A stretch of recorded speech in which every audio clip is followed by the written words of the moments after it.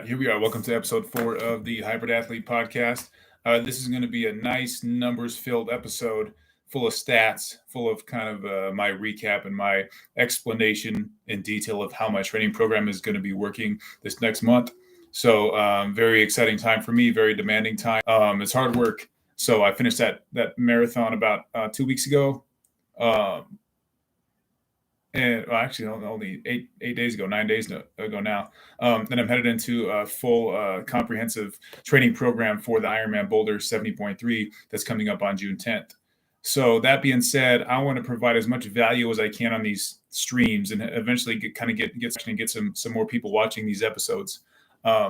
So that being said, I want to kind of differentiate how I do things and how I explain my processes. There's a lot of high level guys, pros that just kind of record their training videos and, go over their day, what they do, they vlog everything, which is great. But they don't always go over kind of like the nuts and bolts of what they're doing. So I figured today would be a good day, good opportunity for me to really dig into kind of day by day, rep by rep, set by set, mile by mile, exactly what I'm doing and what my volume is. So I'll break down kind of how my training has changed. You can check out some of my Rich Racers podcast episodes from the previous couple months over on the Rich Racer channel that I collab on to with Zach. But for this episode, I'm just going to really go kind of all in on what's going on these next 3 weeks. So as I've said before, and as I've defined in this first episode, being a hybrid athlete means you kind of keep the weight lifting involved for every week. I'm doing 3 hard days of weights for the most part, and they're multiple body part days now. So a traditional bodybuilding schedule is either push pull or it's 3 on 1 off, something like that. So that's usually like a back day, leg day, even an arm day with shoulders and chest separate. I'm doing like a shoulder day that's mixed in with a back day now. So like I'll do a bunch of pull-ups and like a lat bar pull down with a dumbbell row, and then I'll go into like some shoulder work, like dumbbell press, something like that, even a barbell press with shoulders. I like doing frontward lateral raises. So, for me individually, like I've seen nice growth in my deltoids. Just from doing a lot of lighter weight, just really get into that hypertrophy and making that the focus for a smaller muscle group like shoulders. Legs, similar thing in terms of combining a muscle group. Like in the off season, I would do like a deadlift, a squat, and I do like 5 or 6 different exercises, probably 20 total sets, just for a specific muscle group. Now I'm getting into more of like just like a combined session where I'll hit like a 10 to 15 sets of legs, like mostly machine work. And I will get hypertrophy. I mean, I'll get a nice pump in my legs. Machine work actually is really good for that. But it's not directly like, breaking down as much. Like I'm not causing as much trauma in my direct weightlifting. I'm not really like, grinding hard at like, 20 to 24 sets of legs. It doesn't take me 90 minutes plus to do a leg workout. It only takes me about 45 minutes a week now at this point. I'm concentrating most of my leg strength and energy on the bike. I would say a professional level resource that you can use would be Greg Doucette, Coach Greg. He's a great personality that's on YouTube. He talks a little bit about kind of, pushing on the bike, and you can still burn a lot of calories. You eat more because you're basically combining bike workouts with legs. And there's a reason your legs grow, and being a cyclist really helps your legs grow, and you get growth and you get performance increases that way, because biking is demanding on the legs. So, that kind of being said, with the muscle group layout, I'll get into kind of the cardio and the total mileage that I put in. So running, I'm at 25 miles a week, and 25 miles a week now looks like 1 11-mile run, 2 6-mile runs, and then like a 5K. So I guess it comes out to right at about 26, something like that. So 4 days of running, and then the biking is really going to be where it gets more intense. So my minimum bike now is going to be 75 miles a week. So I just kind of broke it down: 4 days of running, 3 days of full hard weights, and now we're at 4 days of biking. And when I have a long day of biking, which is my Wednesday, I have like a 90-minute ride minimum, and now I'm gonna bump that up to a 2-hour ride for max distance. So my first time trial last week, I did 23.7 miles in 1 hour. So that's 23.7 miles an hour, which is pretty strong for just starting out for kind of a benchmark workout. But I'm looking to match that velocity, match that speed, and extend that to 90 minutes even tomorrow. Tomorrow is going to be May 17th, and my race is June 10th. So, I'm looking at 3.5 weeks out right now. So I probably got about, you do the math, probably 15 to 17 days of good training left in terms of kind of, get the best out of these peak brick workouts. So for those of you who aren't aware of the term, a brick workout is a combination of one or more of the two or more of the three disciplines of the Ironman. So it's either a swim bike, a swim run, a bike run, something like that. Combining those elements into a longer workout. So these types of days where I have like a really long discipline in one would be like a run where I do like an 11-mile run. I might even mix in like a 15-mile run, even though it's longer than what the race distance is going to be, just to kind of maintain that cardio that I built up for the marathon. But I will say that my focus is going to be on the bike because the bike is the longest chunk of the race. And I've said this to people in person, but I haven't really kind of recorded it and documented it here on this channel. My mental game plan is to crush the bike, just get through the swim. I'm not a great swimmer, but I'm a strong swimmer. I can, I get through the water okay. I got a nice body shape for it. I'm kind of endomorph. So I kind of, I'm kind of slender. I'm not that wide. My limbs are my torso is relative to my legs is kind of even. So I got a nice body frame to swim pretty well. So last year I did the swim in 40 minutes and 40 seconds. So my goal is to cut 3 minutes off that time and get a sub 37:30. So I think that's realistic. And then getting into the bike, like I said, these training sessions are geared towards biking for 2 hours and being a little bit fatigued, but being able to get off the bike after 56 miles and go run 13 miles nonstop, which is, I have never done that in my life yet. I've completed the last 2 marathons full, no stoppage. But the Ironman is a different ballgame for me. So I'm still kind of a beginner, I would say, in terms of the 70.3 distance. I've kind of grown into kind of a more of an intermediate to advanced level in the marathon. But this Ironman is definitely one of the more challenging part of my summers where I do these endurance races. So I'm really focused on the bike.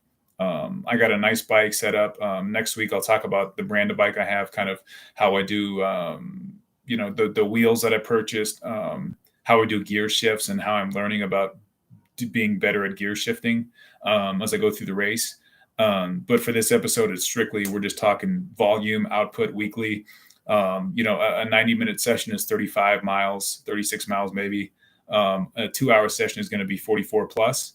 So I'll have a couple 2-hour sessions. I'll have at least one 2-hour session for the next 3 weeks. So that's going to be 3 sessions before my race. And then on the last Saturday, or probably the second to last, which would be May 27th, I'm going to make that about a 2-hour 15, 2-hour 10 to 2-hour 15-minute bike where I hit 50 miles. So it's like pretty much 90+% of what the total distance is going to be for the race. Make sure I can get that done and then get out on the road and run my miles. So the last part of each week is structured. So let's see, right? So far we have the 3 days of hard weights plus a 4th day of just kind of isolated accessory movements, nothing that's compound lift. So we have that for weights. Then we have the 4 days of running, where there's one moderately long day, which is 11-mile run. And then we have the 4 days of the biking, where if you get to 75 miles, let's do the math here. So I have a 45-mile bike, which is going to be one of my workouts. I have 30 miles left. So I'll spread those 30 miles out over 3 days, probably like a 12, 8, and 10, something like that. So I'll just spread them out, maybe half-hour rides at the most, just to kind of keep into the rhythm, and maybe combine that with a 6-mile run and some weights, one of those weight days, something like that. So going through the week, the swim too is the last discipline that I have to include. So we got 3 days weights, 4 days bike, 4 days run, and 3 days of swimming. So my swim is going to be on Saturday and Wednesday. And then the third swim, which I mix in, is going to be a shorter distance, maybe like 750 meters at the most. And it's going to be probably either a Tuesday or a Thursday, when I mix in like a swim with kind of some HIIT, some cardio. This Thursday, I'm going to do my cardio. My HIIT cardio is going to be 4 rounds of boxing. So I either do that or I do like a couple of intervals on the assault bike, where I go for a 50 calorie burn as fast as I can, max effort. Take like a 1 minute break in between. So I go 1 minute on, 1 minute off, 1 minute on, 1 minute, 1 minute off. 5 rounds of that will get you in really good shape. And you really just kind of incinerate body fat that way. Um, I've discovered recently in my training that my body composition is changing, and I'm experiencing a little bit more fat loss now that I'm getting more into like the kind of mixed type of cardio as opposed to just strictly running. So me personally, I like how my body changes in that way, meaning like I'm a little bit tad bit more muscle bound, even though my body weight's similar. I might have actually even lose a couple pounds, but I feel like I just looked like aesthetically more pleasing because I have 3 different disciplines that I'm doing for the Ironman. So I guess that's like a caveat to this other endurance. The race is different than a run, but I'm super excited, and I hope that week of training makes sense, and that's going to be extended for this week and the following 2 weeks, and then in a couple of weeks when we get closer to June, like maybe that would be like I guess that's like Monday, May 22nd or something, May 23rd. I'll go over my taper week that's coming up. That's going to be from Saturday to Saturday. So it'd be like June 3rd through June 10th for the day of the race. As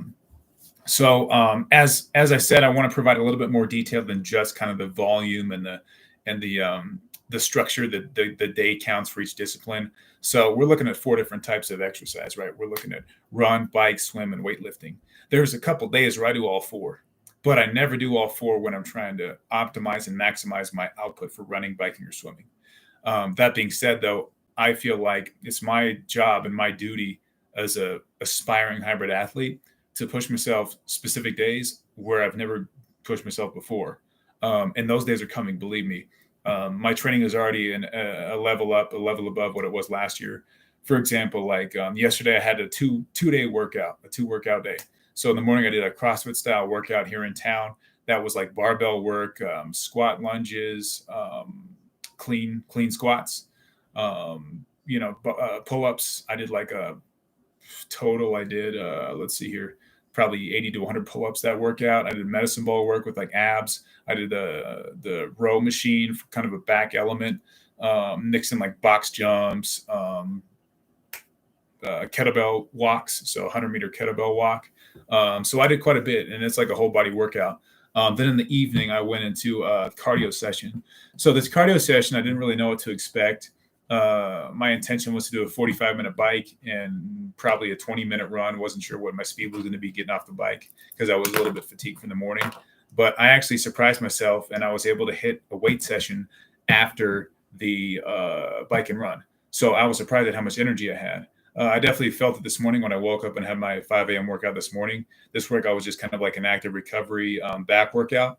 But I will say those big days where you surprise yourself, I think they're important they just build confidence because my sheer output, my output for that day, a 90-minute CrossFit workout session followed by another 90-minute, intense cardio session where I'm not slowing down. I hit a 45-minute bike, and my distance was I believe right around 17 and a half miles. So I'm kind of maintaining that 23-mile-an-hour pace for 45 minutes, which is great. And then I get into a run. So I got off the bike and then I went into a run and I hit 20. I ran on a treadmill 9 miles an hour. So that's 6-minute, 40-second miles. And I got pretty much a 5K in at that pace for a 20-minute run. So, that's volume wise, that's like a fraction, a quarter of what I'm going to be doing, about a third actually of what I'm going to be doing for the day, for the race.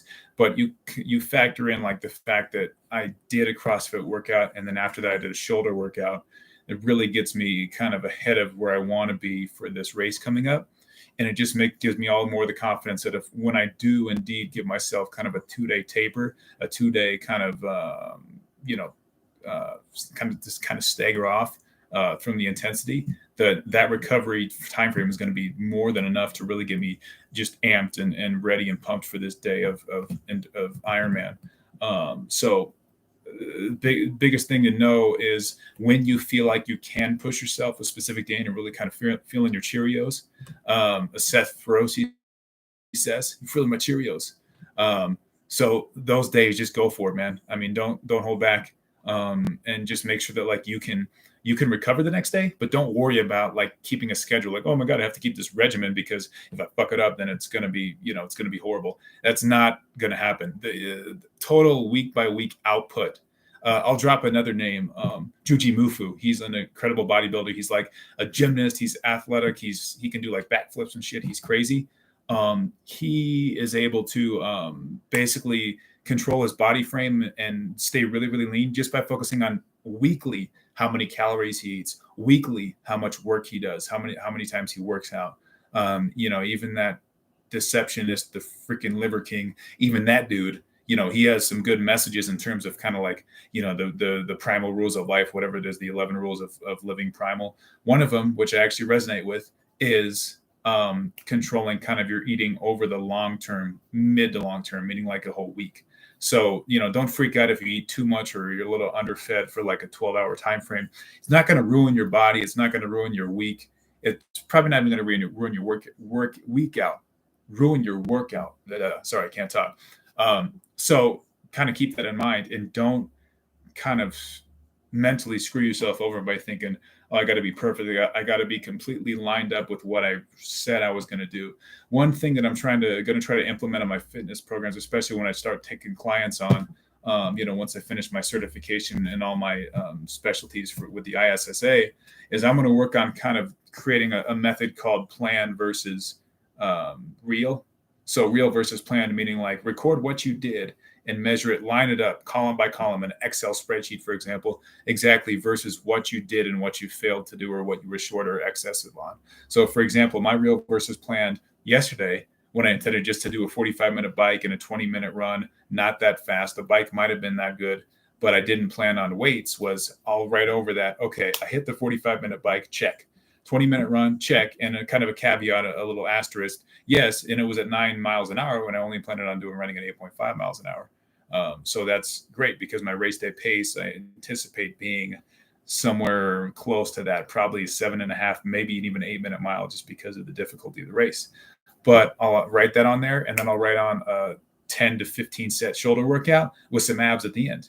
So I added like a whole 20 to 30 minutes of work just because I was really feeling my Cheerios, right, Seth Froshi.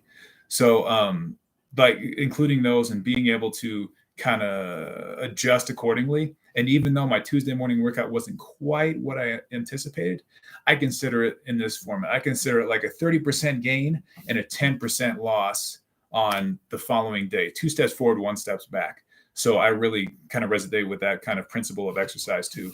Really excited to be talking about this stuff and really looking forward to this entire summer. There's going to be a few more races to come after this Boulder Ironman. I won't get too far ahead of myself, but I'm definitely doing the half marathon with Zach at the end of July. So we'll be kind of documenting that and putting some more of that material on the Rich Race channel. And he's got other things going on TikTok and stuff. So check that out. I'll have to get a hold of his handle and let you guys know I think it's just called the Rich Race account on TikTok too. So he's managing that account. But I think I covered everything that I wanted to for the just for kind of the training week, all the numbers, kind of all the sets and reps. I guess one more thing I could do is kind of get into kind of the rep scheme and the set scheme for these combined workouts. So for example, like when I did my shoulder workout yesterday, when I added after, I did 5 sets of barbell press. I did 5 to 6 sets of dumbbell press, and then it went into like lateral and vertical horizontal shoulder raises. And that was about it. So that was like 5 sets of each is 15 sets. So I definitely got a good pump, a good workout, with that. And it was kind of a nice add-on. And I still, followed the muscle group scheme for the most part. I did back and arms this morning as opposed to back and shoulders, which I was intending on doing. But now that I kind of got ahead in terms of the weights, what I'll do is I'll throw in another shoulder workout at the end of the week on a Thursday or a Friday before I have my big cardio session on Saturday. I might mix in some shoulders with my incline press and keep it between like 10 to 15 sets. So I think minimum 10 to 15 sets per muscle group during this race season, during these peak 3 weeks is kind of essential. And it's what keeps me maintaining my muscle mass, not necessarily growing, but staying strong, staying in it in terms of the weights, and still just kind of optimizing my output with cardio. So I'm really happy with kind of how I'm programming myself in terms of using the treadmill as a training tool for the entire year. When I first started really being dedicated to my fitness and my kind of race tracking and my race performances, I was at like 7.5, 8 mile an hour on the treadmill. Those runs like 25, 30, sometimes 45-minute runs. Now I can do a 9 mile an hour run, 45 minutes, especially when I'm rested, just like that. So you do the math, that's a 640 pace outside. And I'm able to hold a 640, 645 pace pretty easily. My marathon first 10 to 12 miles were right at a 645, 650 pace. So, kind of extending that and building off of that base, building off of that framework of, the new normal. Zach and I had a great conversation about it last week. The new normal needs to be above and beyond what your normal was the previous year. The new normal needs to be above and beyond, what it was last month. 2 steps forward, 1 step back.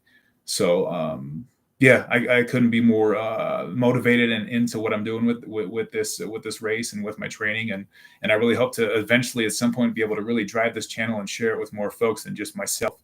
I feel like I'm going a little bit crazy just talking to myself, but some of you who know me, who I've reached out to personally in the community, let your friends know, let people know. I mean, there's so much on YouTube and so much online that's just like political.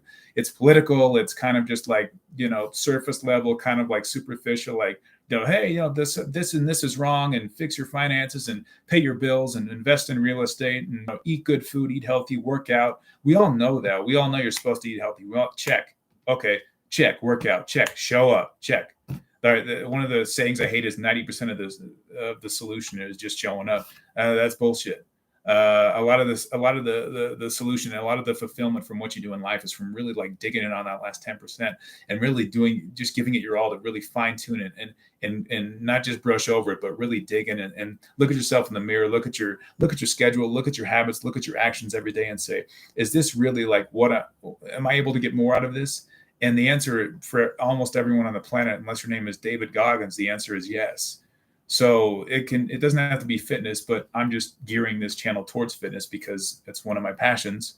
So, the message I want to send, and hopefully this spreads to more people and kind of gets, pushed out further than just a local community of who's viewing this or who I'm involved with right now. But the overlaying message is, I hope that more people get involved and kind of really dedicate themselves to a hybrid athlete style of fitness. Because, your diet, you can mess up on a diet. It's not going to ruin you. But that being said, it's really geared towards paleo, which in my opinion is a great diet. It's the best diet. It's not an extreme elimination diet. It's not a bail you out type of diet where you can eat bullshit and still follow the diet. Yes, I believe, in my opinion, especially on my diet, check out my diet plan. The link is attached to my profile. But there's like times where you can have something that's enjoyable, that's, a little sweet or whatever, that's good, but you're always just on point and you're always just sharp with this type of program. So I really hope to share this program and even a professional level program that I can kind of fine tune and develop and build and eventually sell at some point in the near future. So, I've talked fast today and gone a little bit over than what I was planning on doing, but, I'll let everyone go, and I hope someone shares this with your friends and share this with people in the community. And if you ever see me around, around town, or if you're a family member, just go ahead and feel free to ask me anything. Ask me questions about what you're doing, what you plan on doing, and what your goals are. So we're in it to win it. So thanks for your time, and I hope everyone has a good one.